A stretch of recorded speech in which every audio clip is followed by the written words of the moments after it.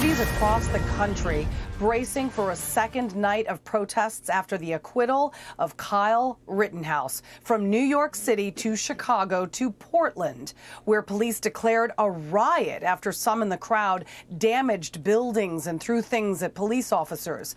The demonstrations happening after a jury found Rittenhouse not guilty of all charges connected to a shooting in Kenosha back in 2020. I want to go to my panel now. And David, I want to talk to you first. You know, yesterday, one of the head of the NYPD actually texted me shortly after the verdict that the entire personnel under the NYPD were ordered to stay on shift for fear of backlash. What say you? Well, I say this is what's dangerous about the left unleashed, and we're now seeing them fully on display, because not only at the NYPD, where you and I probably know some of the same people who've been there for a while, but around the country, as I spoke to my sources and others on the back channels, they were talking about this. A lot of officers concerned about this precinct level. And when you look at one of the things reported by the Daily Caller, and they were instrumental in this case, even more so than a lot of the legacy and left-wing media, they were saying burn the precinct, every city, every town. So police departments knew what was coming. Tammy, I don't know if you agree, but my thought on this is that the reason for the backlash has to do a lot with all the misinformation being reported by several media outlets. They're now trying to backtrack their reporting. There are so many facts that we're missing. Case in point, many Democratic politicians questioned whether, Rittenhouse was there in Kenosha the night of the shooting. It turned out he was already in Kenosha. He had family there, including his father. The gun was also in Kenosha. It also turns out the gun was not illegal, which is why the minor carrying a weapon charge was dropped. He was working in Kenosha. All of this is what has enraged America. Well, but look, I think I would disagree in some sense that it's like any excuse. When you talk about Portland is upset and Portland is burning things down, what's new, right? It's like any excuse, and they don't care about the facts of the matter. They never have, even about the police. As the police have been effectively de facto defunded in so many of these cities, things have gotten worse, and that's fine with these individuals. I mean, look, I think that what has also made this a bigger problem, and I think you guys might agree with this, are the comments by office holders, like here in New York. De Blasio and even Cuomo opened up his pie hole to make a comment about how bad this was and to condemn the verdict, and the implication by members of Congress and by other mayors and other effectively leftists and Democrat politicians have fueled the fire, almost wanting riots, like they just don't want to be wrong. That's their big issue, right, you guys? That like they just don't want to be wrong about these things. Yeah.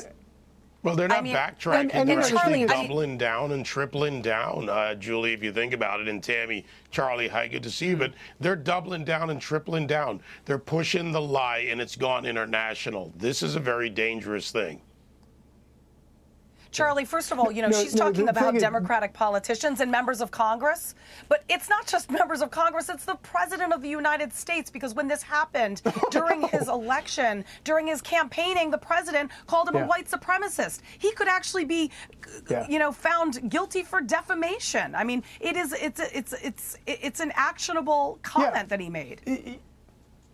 Yeah, no, and I think that a big reason you're starting to see the media sort of backtrack on a lot of this stuff, they're trying to clean up a lot of the things that they said, because things just got real here. Because you've got a guy who is suddenly, not only is he not a white supremacist, and there's never been any evidence for that in the first place, but he's also been found not guilty. So we don't know exactly where all of this goes from here, but I can guarantee you, Kyle Rittenhouse has an opportunity to sue the living daylights out of a lot of people for defamation, and he's going to win. By the time this is all over with, he's going to be a very wealthy man. Can I add something there? One of the funniest comments on Twitter was that Nick Sandmann and Kyle Rittenhouse have agreed to share custody of CNN. I mean, this is when you're looking at who's been suing and as though they didn't learn anything from before. But really, this is troubling, because even the comments that maybe people thought were like a little, more moderate, like from maybe even AOC. But the implication is that the system worked as it was designed to, and of course they're saying to protect the guilty white people, the guilty racist white people. That does not help the sensibility in this country. And I have to say, you guys, I think we're already seeing the backlash. All Americans, regardless of race, regardless of economic background, and especially those in urban areas, are tired of being used like this because it's their lives that get ruined. It's their businesses that get ruined, everyone. I mean, look at it. Who loses here? The people lose. The American people lose their businesses, their livelihoods.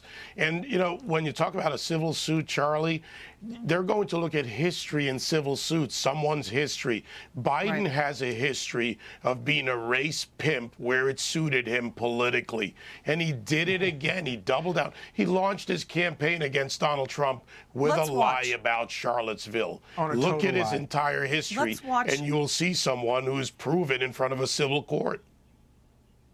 Let's watch the moment when the jury finds Kyle Rittenhouse not guilty. Kyle Rittenhouse. As to the first count of the information, Joseph Rosenbaum. We, the jury, find the defendant, Kyle H. Rittenhouse, not guilty. As to the second count of the information, Richard McGinnis. We, the jury, find the defendant, Kyle H. Rittenhouse, not guilty. As to the third count of the information, unknown male. We, the jury, find the defendant, Kyle H. Rittenhouse, not guilty. As to the fourth count of the information, Anthony Huber. We, the jury, find the defendant, Kyle H. Rittenhouse, not guilty. As to the fifth count of the information, Gage Grosskreutz. We, the jury, find the defendant, Kyle H. Rittenhouse, not guilty. This was a case of justifiable self-defense. Tammy, the media portrayed this guy as a man who crossed state lines, which is a federal offense, where you're going out aiming to shoot at black people. That is how the story was reported. And that is irresponsible, and it could potentially cost more lives. Well, and some even right now are still doing that because there's some effort to try to get there to be federal charges because they don't like the result of this jury. Exactly. You know, this is what the mob does. It's what totalitarian regimes do. You just keep doing it until you get the result you want. But that is the only thing they have, because otherwise the federal government, thank goodness, can't step in something like this. But what you saw there, of course, he had to wait until the fifth verdict, because sometimes we see the baby getting cut in half. It's like a compromise if a jury is frightened. And so he needed to hear that last result to know that, in fact, this jury heroically, they were afraid, but they stood up to it. They didn't let go, and they did the right thing. And that's where you saw the collapse, is that finally when he knew this. But, you know, this is where you've got the mob trying to still maneuver this. This is what, and this is backfiring, Julie, I'm telling you, that this is what Americans aren't liking. This is not American. It is not the American way. It is not what our system is supposed to be. And we're going to see that as a result, not just in elections, but I think the tone in the country now, I believe, will stop the federal government from attempting to have a do-over. And, you know, I think that is a very, very real possibility when you stop and think about the degree to which President Biden from the very top has politicized every aspect of this. The idea that federal charges could be brought against him that's not just some sort of fantasy thing. I think that I honestly believe that this Department of Justice, this administration, is 100% capable of doing something like this in order to push their crazy political agenda into every aspect of this government. And it's terrifying. They're criminalizing parents who are speaking up. This is why our tone, the response of the American people, has got to stop them. All right. All right. We're going to take a break. We're going to talk more about the parents, by the way. I have plenty to say about that. Coming up, though, you got to watch this on Monday. Tucker Carlson, an exclusive you must not miss. He will be sitting down with Kyle Rittenhouse for his very first interview since the verdict. Monday night, 8 p.m. Eastern, must-watch TV.